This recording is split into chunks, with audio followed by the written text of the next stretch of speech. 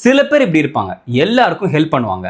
ஆனா அவங்களுக்கு ஹெல்ப் வேணும்னு நினைச்சா மட்டும் அவங்க காணாம போயிடுவாங்க. இந்த மாதிரி பீப்புள் லைஃப்ல யாராவது கால் பண்ணா ப்ரோ எனக்கு ஹெல்ப் வேணும்னு சொன்னா போதும், செகண்ட் தாட் கூட இல்லாம ஷோ அப் பண்ணுவாங்க. டயர்டா இருந்தாலும் பிஸியா இருந்தாலும் உடனே வந்துருவாங்க. மணி வேணுமா, ஏதாவது அரேஞ்ச் பண்ணுமான்னு கேட்பாங்க. யாராவது ஸ்ட்ரகிள் இருந்தாங்கன்னா அவர்ஸ் கணக்கா அவங்க கூட உட்காந்து கேட்டுட்டு இருப்பாங்க. ஆனா அவங்க டர்ன் வந்தா ஹெல்ப் கேட்கலான்னு போன் எடுப்பாங்க. ஒரு செகண்ட் யோசிச்சுட்டு போனை கீழே வச்சிருவாங்க. அவங்க மைண்டுக்குள்ள இட்ஸ் ஓகே நானே பண்ணிக்கிறேன்னு யோசிப்பாங்க. அதுக்கப்புறம் அவங்க தனியா உட்காந்து எல்லாத்தையும் ஹேண்டில் பண்ணிருப்பாங்க. யாருக்கும் தெரியாம நிறைய விஷயங்களை அவங்க கேரி பண்ணிட்டு இருப்பாங்க. Psychology call this fear of vulnerability. இவங்க actually help avoid பண்றது இல்ல, ஆனா இவங்க அதுக்கு பின்னாடி வர ஃபீலிங்ஸ் தான் இவங்க அவாய்ட் பண்றாங்க. யூசுவலி பிரைனுக்கு ரிஜெக்ஷன்னா ரியல் த்ரெட் மாதிரி ஃபீல் ஆகும். ஸோ அதை அவாய்ட் பண்ணி சைலன்ஸை சூஸ் பண்ணணும். இவங்களுக்குள்ள என்ன நடக்குதுன்னா ஃபர்ஸ்ட் இவங்களுக்கு கான்ஃபிடன்ஸே இருக்காது. ஒருவேளை அவங்க நோ சொல்லிட்டாங்கன்னா இல்ல அவங்களுக்கு பர்டனா ஃபீல் ஆயிட்டேன்னா அவங்க வேற மாதிரி பாத்துருவாங்களோன்னு யோசிச்சுட்டு இருப்பாங்க. ஸோ இவங்களை பொறுத்த வரைக்கும் ஹெல்பிங்ன்றது ரொம்ப ஈஸி, ஆனா கேட்கறது தான் கொஞ்சம் பயம். ஸோ இது உங்க ஸ்டோரினா நீங்க வீக் இல்ல, நீங்க ரொம்ப டிஃபரெண்டான பர்சன். ஆனா எல்லாத்தையும் தனியா ஹேண்டில் பண்றது விஷயம் வந்து ஸ்ட்ரென்த் இல்ல. சில நேரம் ஹெல்ப் கேட்கறதும் கரேஜ் தான். அண்ட் நீங்க இதே மாதிரி ஒரு ஆள் உங்களுக்கு தெரியும்னா